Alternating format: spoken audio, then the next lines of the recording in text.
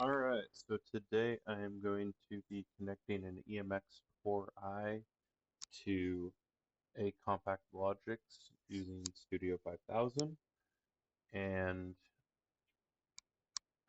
setting it up to run. The first thing I'm going to do is jump over to the Benshaw website, go to the bottom, click on Document Library, and down below it has the manuals, communication devices, and I am using the EMX4i Ethernet IP card. Go ahead and open that up. In this, it has some information. I believe it's on page 14 with my input and output assembly. So I'm going to go down to the bottom here and do a new module.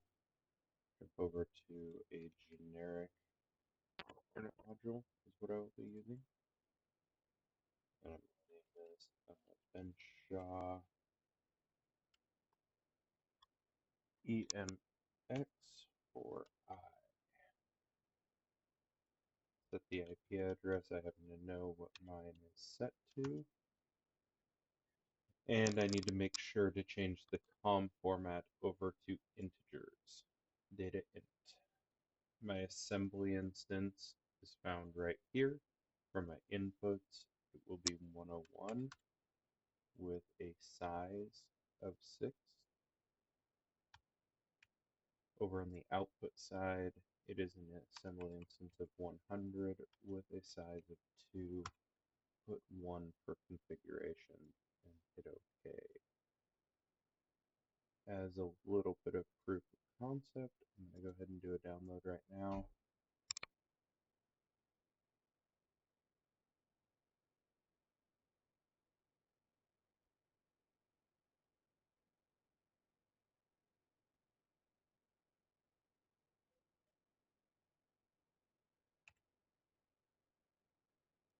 And show that my generic Ethernet module is running with no module faults or errors. Okay, so I will be importing some rungs to make this easier for me. And there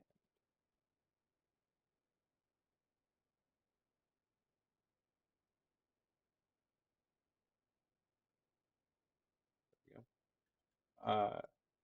But I will show you the contents of the add-on instruction, everything later on here. You'll see me import runs. I've got Benshaw Soft Start runs.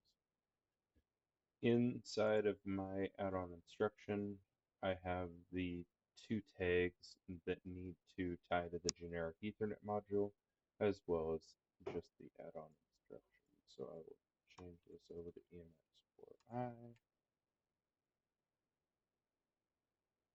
EMX4i. There we go. And so it's using those existing and creating the last one.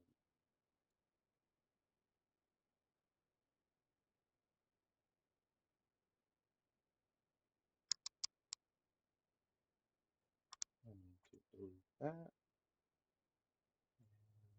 And let's run these and I'll show you kind of what's going on.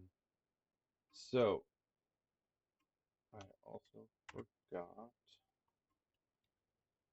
to make a bit to control this, so it's sitting there cycling now.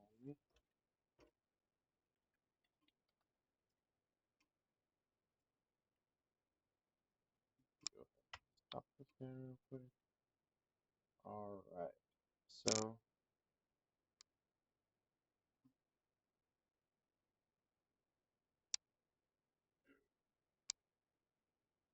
as you can see after a reset, it is ready.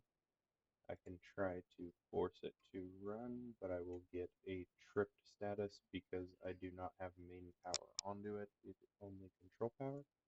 So I can reset it through this guy here. Let's jump into my logic as I'm just simply using the bits from the manual right here. Perfect example. I've got an instance 101, bytes 0 to 1, have the statuses of the drive. First one, 0.0 is ready mode, and all the other tags are right there. I pulled them directly out of this manual. One of the confusing ones is motor current. It is bytes 4 through 7. So what you have to do is you have to move these into a DINT because it is a full DINT worth of motor current data. So using two BTDs, I'm able to take words 2 and 3, word 2 moving to bit 0, and the third word moving to bit 16. Once I have those put together, I have to scale it down as the value is 100 times. So I have 0 to 10,000, scaling down to 0 to 100 to give me a current as a real.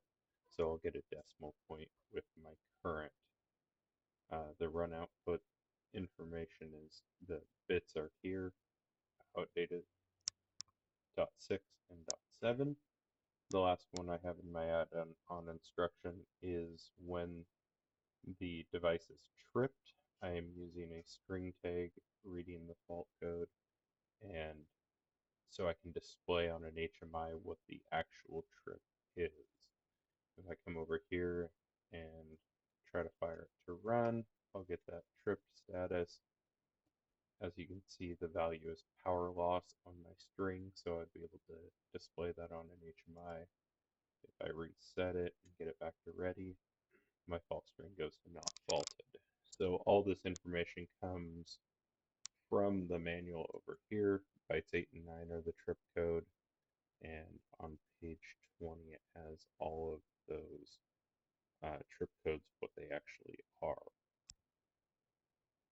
So that is how to control and monitor an EMX4i via Studio 5000.